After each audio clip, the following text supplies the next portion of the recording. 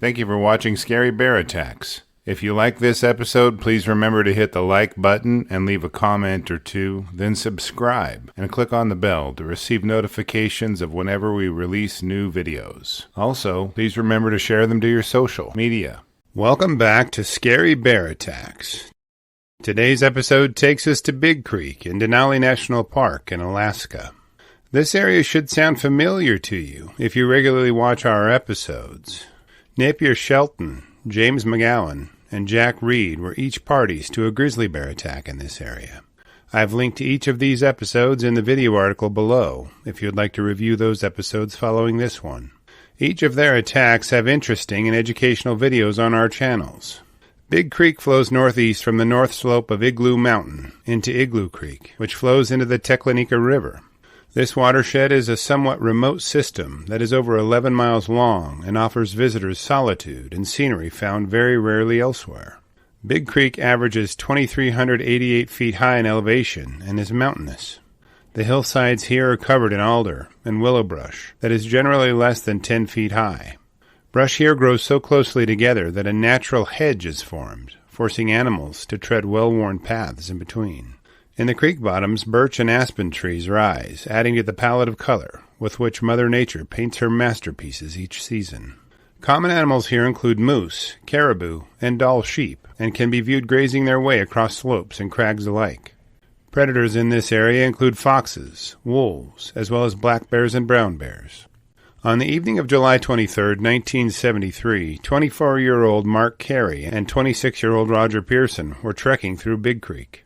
At this time, grizzly familiarity and awareness was in its infancy.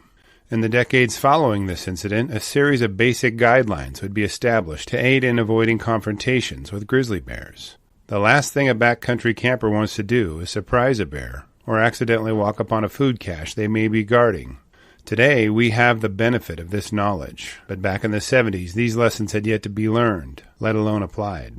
After a long day of hiking and a fair amount of bushwhacking through dense brush, Mark and Roger had arrived at a promising camping site.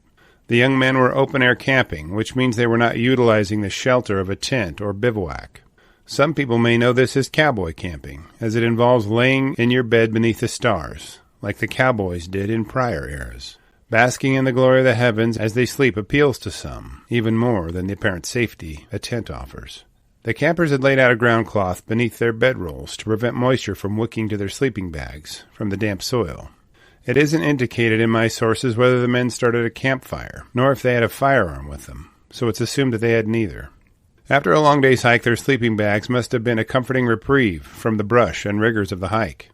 The men relaxed beneath the expanse of stars and galaxies spread before them, interrupted only by the black silhouettes of mountains and trees. Just before midnight, the men were abruptly awakened from sleep by rustling in the bushes near their campsite.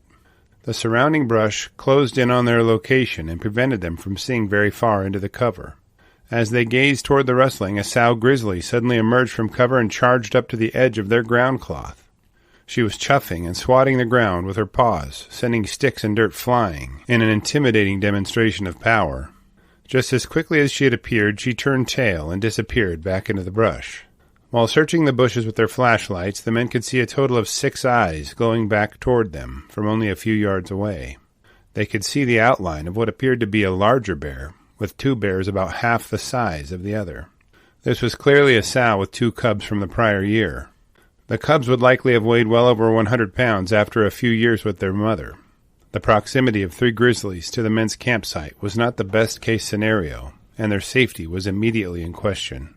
As soon as the flashlight illuminated the bears, the sow charged back toward Roger and Mark. She flashed through the brush, and it whipped in submission to her power.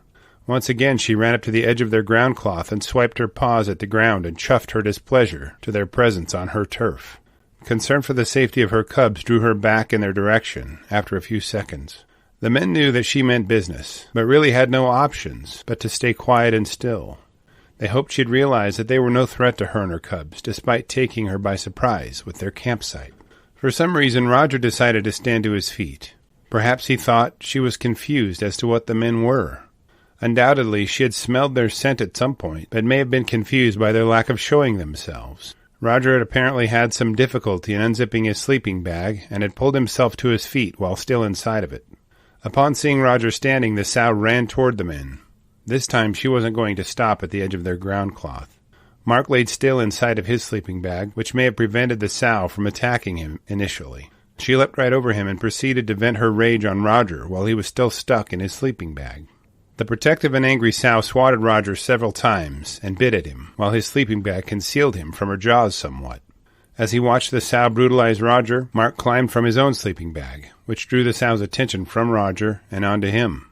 Now I know what you're probably thinking. Why didn't Mark just lay still? But I think after watching a giant grizzly jump right over you, the only thought I imagine would go through my mind would be to get as far away as possible. Oftentimes in these fast and confusing attacks, the logic of analysis isn't a luxury offered. Survival instincts tend to kick in, and self-preservation moves people to do things that might not seem as logical afterward.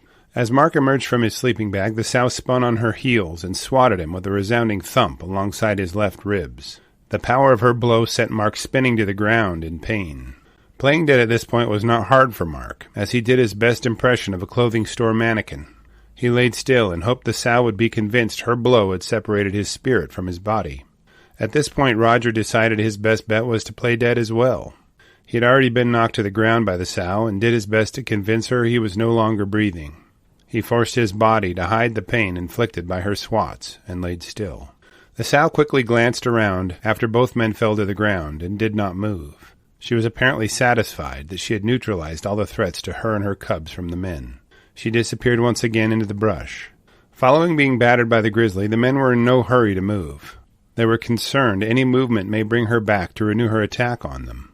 After a few minutes of listening to the bears move away through the brush, the men whispered back and forth, assessing the condition of each other. Knowing that they had several dark hours before the relative safety of daylight, they laid still and talked to one another. After waiting until daylight, they began to assess each other's wounds inflicted by the perturbed sow.